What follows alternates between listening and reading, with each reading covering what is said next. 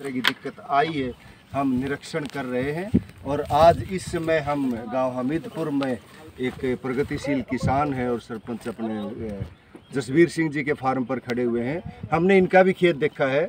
जितना भी हम आज सर्वे करके आए हैं, क्योंकि हमने खेतों के अंदर जाके किसान की उपस्थिति में हमने देखा है कि ये जो समस्या आई है इसमें ना तो कहीं कीड़ा है और ना कहीं बीमारी है।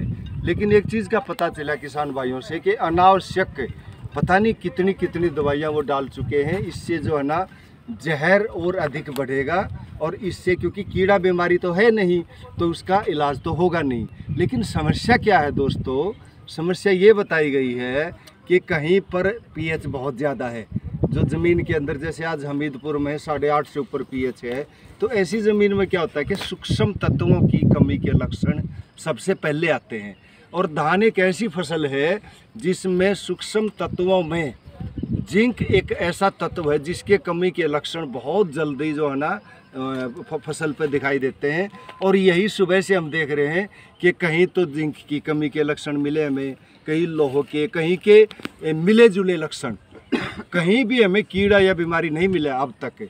और जहाँ पर सूक्ष्म तत्वों की कमी के लक्षण हैं, उन सूक्ष्म तत्वों की कमी को पूरा करने के लिए जो ये किसान भाई दवाइयों का अंधाधुंध प्रयोग कर रहे हैं वो गलत कर रहे हैं। उनकी कमी जो है ना सूक्ष्म तत्वों के स्प्रे से ही दूर होगी। उसके लिए हम किसानों को बता के भी आए हैं, यहाँ भी बता रहे हैं कि यहाँ तो पीएच बहुत ज़्यादा थी, वहाँ भी पीएच जो है ना इस इलाके में लगभग 8 के आसपास ही है, कुछ खेतों की 8.5 से भी ऊपर है।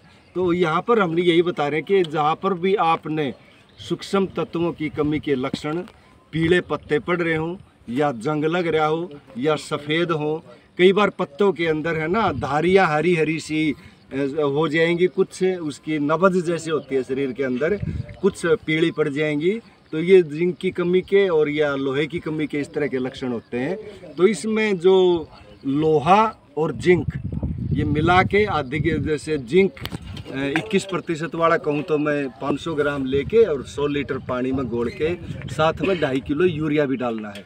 इसका स्प्रे किसान भाई कर सकते हैं, क्योंकि पौधे को हमने तनाव से बाहर निकालना है। पौधे को तनाव से बाहर तब निकालेंगे जब उसके पोषक तत्वों की पूर्ति करेंगे। तो इस तरह जिंक यूरिया का स्प्रे कर सकते हैं।